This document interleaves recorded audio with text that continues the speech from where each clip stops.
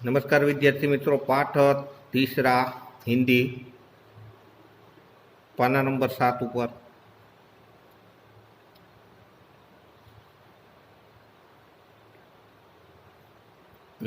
क्या निराश हुआ जाए।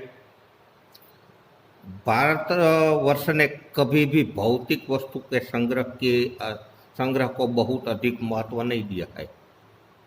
उसकी दृष्टि से मनुष्य के भीतर जो महान आंतरिक तत्व स्थिर भाव से बैठा हुआ है वही श्रम और परम है। लोभ, मोह, काम, क्रोध आदि विकार मनुष्य में स्वाभाविक रूप से मौजूद रहता है, विद्यमान रहते हैं, पर उन्होंने मुख्य शक्ति या प्रधान शक्ति मान लेना और अपने मन तथा बुद्धि को उन्हीं के इशारे पर छोड़ देना बहुत अधम कृत्य है, निष्कृष्ट आचरण है, अधम कृत्य है।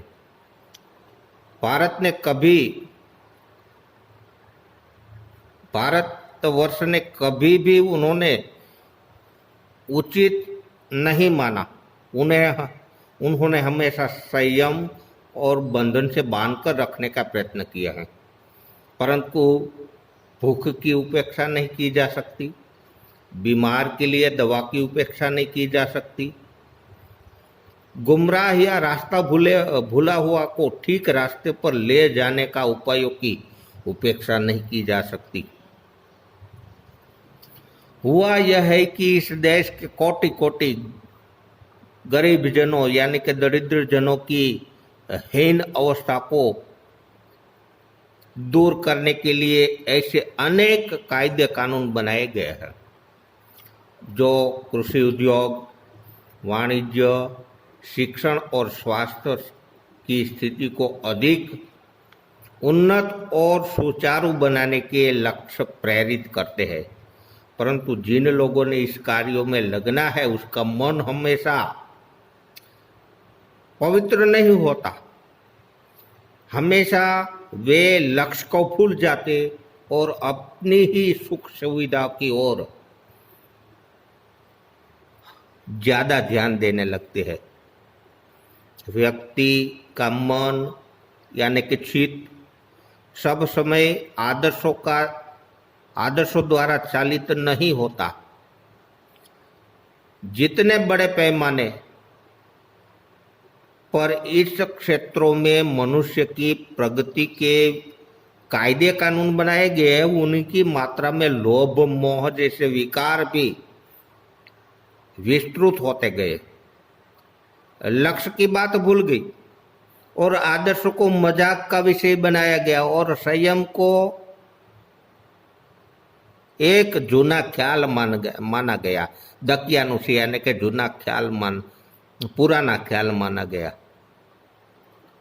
परिणाम जो होना था वो हो ही रह गया। यह कुछ थोड़े ही लोगों के बढ़ते हुए लोभ का परिणाम है, नतीजा है, परंतु उसके भारतवर्ष के पुराने आदर्श और अधिक स्पष्ट रूप से महान और उपयोगी दिखाई देने लगते हैं। भारतवर्ष सदा कानून को धर्म के रूप में देखता आ रहा है। आज एकाएक कानून और धर्म में अंतर कर दिया है। धर्म को धोखा नहीं दिया जा सकता, कानून को धोखा दिया जा सकता है। यही कारण है कि लोग धर्म से घबराते हैं, धर्म भीरू है। वे कानून की खामियों या त्रुटियों या खामियों से लाभ उठाने में संकोच नहीं करते।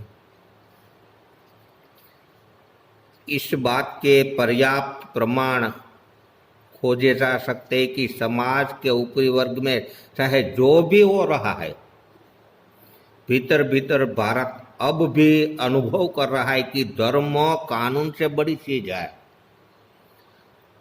अब भी सेवा, ईमानदारी, सच्चाई और आध्यात्मिक के मूल्य बने हुए हैं।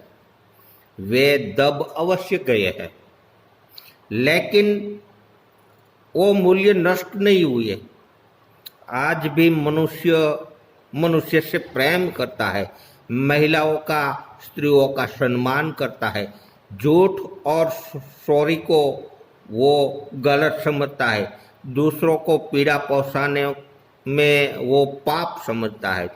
हर आदमी अपने व्यक्तिगत जीवन में इस बात का अनुभव करता है कि अखबारों में, जो समाचार पत्रों में भ्रष्टाचार के प्रति इतना आक्रोश है, यही साबित करता है कि हम ऐसी चीजों को गलत समझते हैं और समाज उन तत्वों की प्रतिष्ठा कम करना चाहते हैं जो गलत तरीके से धन या मान संग्रह करते हैं। दोषों का पर्दाफाश करना बुरी बात नहीं है। बुराई यह मालूम होती है कि किसी के आचरण के गलत पक्ष को उद्घाटित करते समय उसमें रस लिया जाता है। दोषोद्घाटन को एकमात्र कर्तव्य मान लिया जाता है। बुराई में रस लेना बुरी बात है, अच्छाई को उतना ही रस लेकर उजागर करना और भी बुरी बात है। सैकड़ों घटनाएं ऐसी घटती है कि जिसके उजागर करने से लोग के मानस में अच्छाई के प्रति अच्छी भावना जगती है। उसके उदाहरण देखे तो एक बार रेलवे स्टेशन पर मैंने टिकट लेते हुए गलती से मैंने 10 के बजाय मैंने 100 रुपये का नोट दे दिया और मैं जल्दी गाड़ी में बैठ गया। थोड़ी देर में टिकट बाबू, उन दिनों में सेकंड क्लास में मैं बैठा था, उस सेकंड क्लास के डिब्बे में हर आदमी का चेहरा पहचानता हुआ वो हाजिर हुआ, उपस्थित हुआ। उसने मुझे पहचान लिया और बड़ी विनम्रता के साथ मेरे हाथ में 90 रुपये रख दिए और बोला, बहुत गलती हो गई थी, आपने भी नहीं देखा, मैंने भी नहीं देखा। उसके वो टिकट बाबू के चेहरे पर विचित्र संतोष की गरिमाई थी। मैं चकित रह गया। कैसे कहूं कि दुनिया में सच्चाई और ईमानदारी लुप्त हुई है, नाश हुई है। वैसी अनेक अवांछनीय घटना भी हुई है, परंतु ऐसी घटना ठगी और वंचना या धोखा की घटनाओं से अधिक शक्तिशाली होती है। अस्तु, जय हिंद। હવે વિદ્યાર્થી મિત્રોને ખાસ સૂચના કે જેમની પાસે સ્વાધ્યાય પોથી છે એ સ્વાધ્યાય પોથીમાં સ્વાધ્યાય ઉતારવાનું છે। પહેલો પાઠ અને બીજા પાઠનું સ્વાધ્યાય, અને જેમની પાસે નોટ નથી, જેમની પાસે સ્વાધ્યાય પોથી નથી એમને સ્વાધ્યાય ઉતારવાનું છે પૂરેપૂરું। તો પહેલા પાઠથી હું તમને કહી દઉં કેટલું સ્વાધ્યાય ઉતારવાનું છે। આ પહેલો પાઠ, એમનું સ્વાધ્યાયમાં પહેલા પ્રશ્નો 5 છે અને બીજામાં 4 છે, ત્રીજામાં 2 છે, ચોથામાં 2 છે અને પાંચમામાં વિરુદ્ધાર્થી શબ્દ 5 છે। એટલું ઉતારવાનું પાકી નોટમાં, જેમની પાસે સ્વાધ્યાય પોથી ન હોય એ।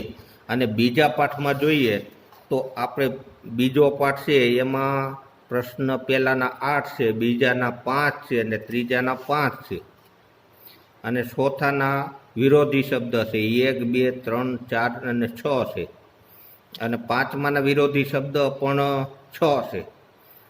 અને ये छठा प्रश्न है सोच कर बताइए, ये पण 3 છે અને सातमो प्रश्न છે એમાં अब कड, ये 7 प्रश्न છે।